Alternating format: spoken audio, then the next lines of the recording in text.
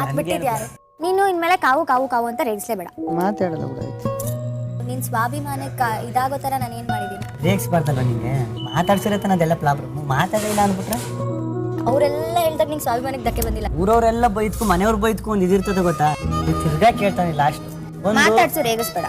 ಹಂಗಾರೆ ಮಾತಾಡ್ತಾರೆ. ಮೂರನೇ ವ್ಯಕ್ತಿ ಆಗಿದ್ದೀನಿ ಅಂದ್ರೆ ಪರವಾಗಿಲ್ಲ, ಮೂರನೇ ವ್ಯಕ್ತಿಯಾಗೇ ಇರ್ತೀನಿ. ಬಿಗ್ ಬಾಸ್ ಇಂದು ರಾತ್ರಿ. ಹಾಯ್, ಬಿಗ್ ಬಾಸ್ ಮನೆಯಲ್ಲಿ ಈಗ ಕಾವ್ಯ ಮತ್ತು ಗಿಲ್ಲಿ ಮಾತಾಡ್ತಿಲ್ಲ. ಅವರ ಫ್ರೆಂಡ್ಶಿಪ್ ಅಂತೂ ತುಂಬ ಚೆನ್ನಾಗಿತ್ತು. ಹಾಗಾದರೆ ವೀಕ್ಷಕರೇ, ಇವರಿಬ್ಬರು ಯಾಕೆ ಮಾತಾಡ್ತಿಲ್ಲ, ಏನು ಕಾರಣ ಅಂತ ನೋಡೋಣ. ಅದಕ್ಕೂ ಮುನ್ನ ನೀವಿನ್ನೂ ನಮ್ಮ ಚಾನಲನ್ನು ಸಬ್ಸ್ಕ್ರೈಬ್ ಮಾಡಿಲ್ಲ ಅಂದರೆ ಈಗಲೇ ಸಬ್ಸ್ಕ್ರೈಬ್ ಮಾಡಿ, ಹಾಗೆ ಈ ವಿಡಿಯೋಗೊಂದು ಲೈಕ್ ಕೊಡಿ. ಬಿಗ್ ಬಾಸ್ ಮನೆಯಲ್ಲಿ ಒಳ್ಳೆ ಫ್ರೆಂಡ್ಶಿಪ್ ಅಂದರೆ ಕಾವ್ಯ ಮತ್ತು ಗಿಲ್ಲಿ ನಡುವೆ ಇರುವ ಒಂದು ಪ್ಯೂರ್ ಫ್ರೆಂಡ್ಶಿಪ್ ಅಂತಾನೆ ಹೇಳ್ಬೋದು. ಇವರಿಬ್ಬರ ಫ್ರೆಂಡ್ಶಿಪ್ ಎಲ್ಲ ಜನರಿಗೂ ತುಂಬ ಇಷ್ಟ ಆಗಿದೆ ಅಂತಾನೆ ಹೇಳ್ಬೋದು. ಮತ್ತು ಬಿಗ್ ಬಾಸ್ ಮನೆಯ ಕೆಲವು ಸ್ಪರ್ಧಿಗಳಿಗೆ ಇಷ್ಟ ಇಲ್ಲ. ಬಿಗ್ ಬಾಸ್ ಈಗ ಪ್ರೋಮೋ ಒಂದು ಬಿಟ್ಟಿದ್ದಾರೆ. ಕಾವ್ಯ ಮತ್ತು ಗಿಲ್ಲಿ ಅವರು ದೂರ ಆಗಿರೋದು ನಿಮಗೆಲ್ಲ ಗೊತ್ತಿರಬಹುದು. 2 ದಿನದಿಂದ ಕಾವ್ಯ ಮತ್ತು ಗಿಲ್ಲಿ ಇಬ್ಬರು ಒಬ್ಬರಿಗೊಬ್ಬರು ಮಾತಾಡ್ತಿಲ್ಲ. ಆದರೆ ನಿನ್ನೆಯ ಟಾಸ್ಕ್ ಮಧ್ಯನೂ ಕೂಡ ದೊಡ್ಡ ಮಾತುಕತೆ ಆದರೂ ಗಿಲ್ಲಿ ಮತ್ತು ಕಾವ್ಯ ಇಬ್ಬರು ಮಾತಾಡೋದಿಲ್ಲ. ಆದರೆ ಟಾಸ್ಕ್ ಮುಗಿದ ನಂತರದಲ್ಲಿ ಇಬ್ಬರು ಟೇಬಲ್ ಮೇಲೆ ಕುಳಿತು ಇಬ್ಬರು ಮಾತಾಡ್ತಾರೆ. ಮತ್ತು ಕಾವ್ಯ ಅವರು ಗಿಲ್ಲಿಗೆ ಏನೇನು ಪ್ರಾಬ್ಲಮ್, ಯಾಕೆ ಮಾತು ಬಿಟ್ಟಿದ್ದೀಯಾ ಅಂತ ಗಿಲ್ಲಿಗೆ ಕೇಳಿದಾಗ ಆಗ ಗಿಲ್ಲಿ ಹೇಳ್ತಾನೆ, ನೀನು ನನ್ನನ್ನು ರೇಗಿಸ್ಬೇಡ, ಮಾತಾಡಿಸ್ಬೇಡ ಅಂತ ಹೇಳಿದ್ರು ಕೂಡ ನಾನು ಏನು ಮಾಡಲಿ ಅಂತ ಹೇಳು. ಇವಾಗ ಕೊನೆಯದಾಗಿ ಕೇಳ್ತಾ ಇದ್ದೀನಿ, ನಾನು ಈಗ ಮಾತಾಡಿಸ್ಬಾರ್ದ ಅಂತ ಕೇಳ್ತಾನೆ ಗಿಲ್ಲಿ. ಕಾವ್ಯ ಅವರು ಹೇಳ್ತಾರೆ, ಮಾತಾಡಿಸು ಆದರೆ ರೇಗಿಸ್ಬೇಡ ಅಂದಾಗ ಗಿಲ್ಲಿಗೆ ತುಂಬ ಬೇಜಾರಾಗುತ್ತೆ ಅನಿಸುತ್ತೆ.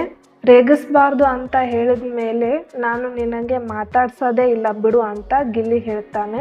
ಕಾವ್ಯ ಅವರು ಎಲ್ಲರೂ ನಿನಗೆ ರೇಗಿಸಿದಾಗ ಮತ್ತು ಅವರು ಒಂದು ಮಾತು ಹೇಳಿದಾಗ ಅವರು ಏನೋ ಅಂದರು, ಅವಾಗ ನಿನಗೆ ಹರ್ಟ್ ಆಗಲ್ಲ. ಈಗ ನಾನು ನಿನಗೆ ಹೇಳಿದ್ದು ಕೂಡಲೇ ನಿನಗೆ ಹೀಗೂ ಹರ್ಟ್ ಆಗುತ್ತಾ ಅಂತ ಕಾವ್ಯ ಕೇಳಿದಾಗ ಇಲ್ಲಿ ಗಿಲ್ಲಿ ಅವರು ಹೇಳಿರುವ ಮಾತು ತುಂಬ ಚೆನ್ನಾಗಿತ್ತು ಮತ್ತು ಅದ್ಭುತವಾದ ಮಾತು ಹೇಳ್ತಾನೆ. ಊರವರೆಲ್ಲ ಬೈಯೋದು ಬೇರೆ, ನಮ್ಮವರೇ ಅಂದರೆ ನಮ್ಮ ಮನೆಯವರೇ ಬೈಯೋದು ಅಂದರೆ ಬೇರೆ ಅಂತ. ಅಂದರೆ ಕಾವ್ಯ ಅವರು ನಮ್ಮ ಮನೆಯವರು ಅನ್ನೋದು ಗಿಲ್ಲಿ ಮಾತಿನ ಅರ್ಥ ಆಗುತ್ತೆ. ಹಾಗೆ ಕಾವ್ಯ ಅವರು ಗಿಲ್ಲಿಯ ಈ ಮಾತು ಕೇಳಿ ತುಂಬ ಎಮೋಷ್ನಲ್ ಆಗಿ ಕಣ್ಣೀರನ್ನು ಹಾಕ್ತಾರೆ. ಇವರಿಬ್ಬರು ಮಾತಾಡದೇ ಇರೋ ಸಮಯದಲ್ಲಿ ಗಿಲ್ಲಿಯವರು 3ನೇ ವ್ಯಕ್ತಿ ನನ್ನ ಬಗ್ಗೆ ಮಾತಾಡಬಾರ್ದು ಅಂತ ತಮಾಷೆ ಮಾಡಿದ್ದನ್ನು ಕಾವ್ಯ ಅವರು ಆ ಮಾತನ್ನು ಸೀರಿಯಸ್ ಆಗಿ ತಗೊಂಡು, ನಿನ್ನೆ ನೀನು ಏನು ಹೇಳಿದ್ದೆ, 3ನೇ ವ್ಯಕ್ತಿ ನನ್ನ ವಿಷಯಕ್ಕೆ ಅಡ್ಡ ಬರಬಾರ್ದು ಅಂತ ಹೇಳಿದ್ದೆ ತಾನೆ, ನಾನು 3ನೇ ವ್ಯಕ್ತಿ ಅಂತ ನಿನಗೆ ಅನಿಸಿದ್ರೆ ನನ್ನನ್ನು ನನ್ನ ಪಾಡಿಗೆ ಬಿಟ್ಬಿಡು ಅಂತ ಹೇಳಿ ಕಾವ್ಯ ಅವರು ಅಲ್ಲಿಂದ ಹೋಗ್ತಾರೆ. ಇವರಿಬ್ಬರ ಮಧ್ಯೆ ಏನಾಗಿದೆ ಅಂತ ಗೊತ್ತಿಲ್ಲ. ಕಾವ್ಯ ಮತ್ತು ಗಿಲ್ಲಿ ಇಬ್ಬರು ತಮಾಷೆ ಮಾಡ್ಕೊಂಡು ಮಾತಾಡ್ಕೊಂಡು ಒಬ್ಬರಿಗೊಬ್ಬರು ರೇಗಿಸ್ಕೊಂಡು ಇರೋದು ಬಿಟ್ಟು ಒಬ್ಬರಿಗೊಬ್ಬರು ಮಾತಾಡ್ಸೋದೇ ಇರುವಂತಹದ್ದು ಒಂದು ಕಡೆ ನೋಡೋಕೆ ಆಗ್ತಾ ಇಲ್ಲ. ಇವರಿಬ್ಬರು ಅಂದರೆ ಏನೇ ಆಗಲಿ ಕಾವ್ಯ ಮತ್ತು ಗಿಲ್ಲಿ ಬೇಗ ಒಂದಾಗ್ಲಿ, ಬಿಗ್ ಬಾಸ್ ಮನೆಯಲ್ಲಿ ಇನ್ನೂ ಎಂಟರ್ಟೈನ್ಮೆಂಟ್ ಕೊಡಲಿ, ಬೇಗ ಇಬ್ಬರು ಒಬ್ಬರಿಗೊಬ್ಬರು ಮಾತಾಡಲಿ ಮತ್ತು ಜಾಸ್ತಿ ಹರಟೆ ತಮಾಷೆ ಮಾಡಲಿ.